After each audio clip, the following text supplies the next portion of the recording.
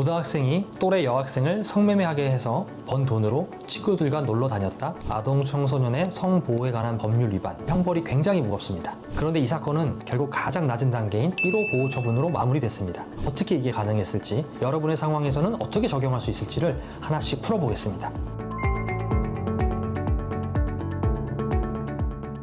안녕하세요. 당신과 끝까지 함께하는 변호사 박선정입니다. 오늘은 좀 무겁게 들릴 수도 있지만 누군가에게는 법적으로 곤란한 실제 상황이실 수도 있는 사례를 하나 풀어보려고 합니다. 고등학생이 또래 여학생을 성매매하게 해서 번 돈으로 친구들과 놀러 다녔다. 이야기만 들어도 아찔할 수 있는 사연인데요. 이게 실제로 제가 맡았던 사건입니다. 피해자의 부모님이 고소하면서 이 사건은 아동 청소년의 성보호에 관한 법률 위반, 즉 청소년을 성적으로 착취한 행위를 금지하는 법으로 수사가 시작됐고요. 이 법을 위반하는 것 자체는 사실 형벌이 굉장히 무겁습니다. 보통은 소년으로 보내는 처분, 그 중에서도 6호 이상의 무거운 보호 처분이 내려지는 경우가 많습니다. 그런데 이 사건은 결국 가장 낮은 단계인 1호 보호 처분으로 마무리됐습니다. 이런 긍정적인 판결은 사실 흔하지 않습니다. 어떻게 이게 가능했을지, 여러분의 상황에서는 어떻게 적용할 수 있을지를 하나씩 풀어보겠습니다.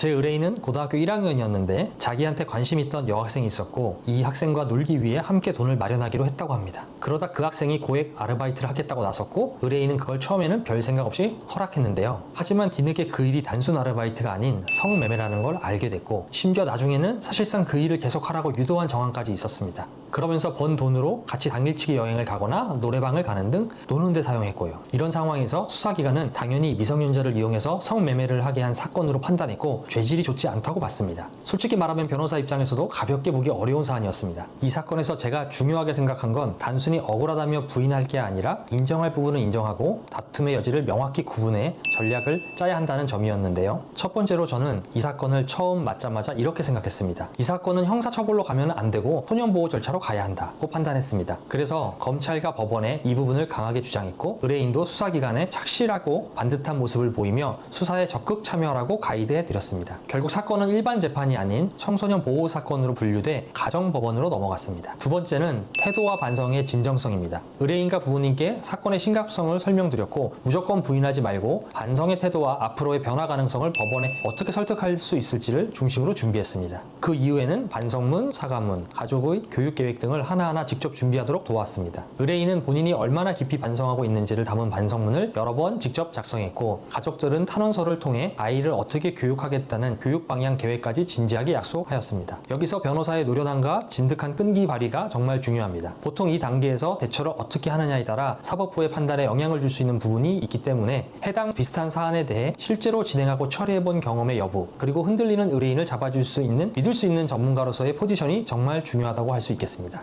법원은 여러 상황을 종합해 판단했고 결국 가장 가벼운 처분인 1호 보호 처분을 내렸습니다. 이 처분은 보호 관찰도 없고 교육 프로그램을 몇 차례 정도 받는 정도로 끝납니다. 청소년 사건에서 이런 결과가 나오기 쉽지 않습니다. 하지만 이번 사건은 사실관계를 정리하고 피해자에 대한 사과, 가족과 아이가 얼마나 진심으로 반성하고 있다는 점을 설득력 있게 보여준 것이 결정적이었습니다. 형사사건, 특히 청소년 관련 사건은 초기 대응이 정말 중요합니다. 그때 어떤 태도를 보이고 어떤 준비를 하느냐에 따라 결과는 정말 크게 달라질 수 있습니다. 무조건 감정에 호소하는 게 아니라 사실을 정확히 이해하고 바꿀 수 있는 부분을 정리해서 법적으로 설득해내는 것, 그게 변호사의 역할입니다. 혹시 지금 자녀 문제로 고민하고 계신 부모님이 계시다면 혹은 걱정하고 있는 당사자라면 한 번쯤은 전문가의 이야기를 들어보셔도 좋습니다. 살다 보면 예상치 못한 일이 우리 가족에게 벌어질 수 있습니다. 특히 청소년 사건은 더더욱 그렇습니다. 아이가 큰 실수를 했다고 해서 그 미래까지 포기해야 하는 것은 아니니까요. 중요한 건 그 순간 어떤 판단을 하느냐입니다. 감정적으로 흔들릴 수 있는 상황일수록 법적으로 어떤 길이 있는지 차분하게 분석하고 준비하고 대응해야 합니다. 그 과정에서 저는 여러분의 옆에 서겠습니다. 사건의 무게를 외면하지 않고 현실적인 해결을 위해 끝까지 함께하는 변호사가 필요하시다면 제가 함께하겠습니다. 끝까지 함께하는 변호사